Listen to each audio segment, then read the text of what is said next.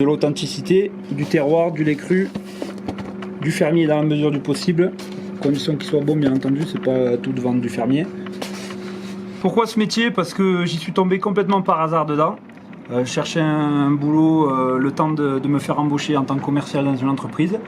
Donc je suis rentré dans le fromage en tant que manutentionnaire.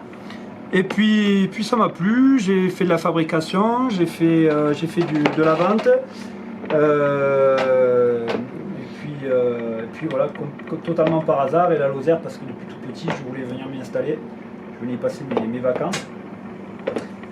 Et puis voilà, j'ai toujours dit que je viendrais m'y installer un jour, personne m'a cru, on m'a dit que ça me passerait, puis ça m'est jamais passé.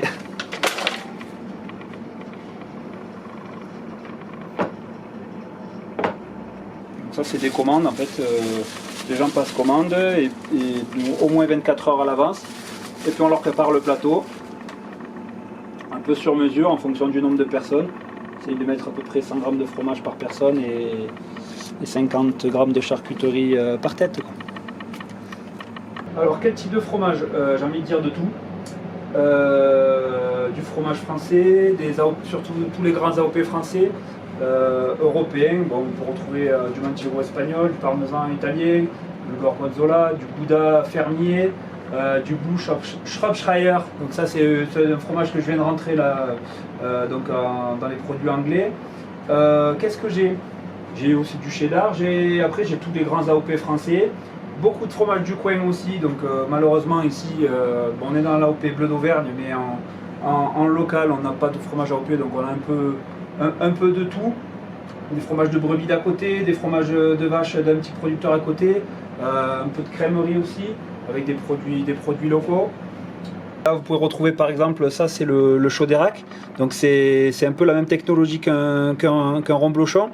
C'est des gens qui ont repris une fromagerie à côté, la fromagerie des Sources à l'époque, la fromagerie des Monts de Margerie d'aujourd'hui. Ils font un super boulot, j'ai quasiment toute leur gamme. Donc ça c'est des super produits, c'est de la brebis.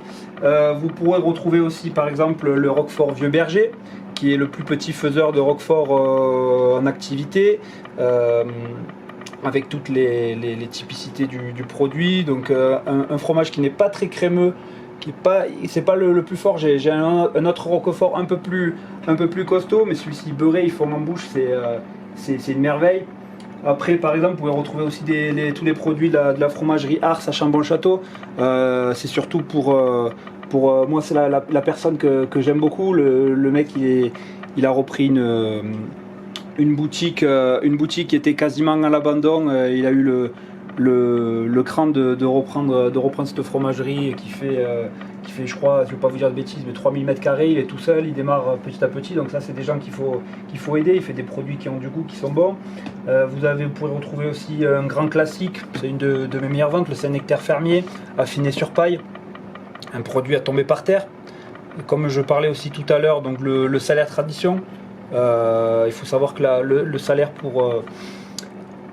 pour expliquer un petit peu, c'est un produit, c'est comme un Cantal mais qui est produit en été, en estive, avec n'importe quelle race de vache.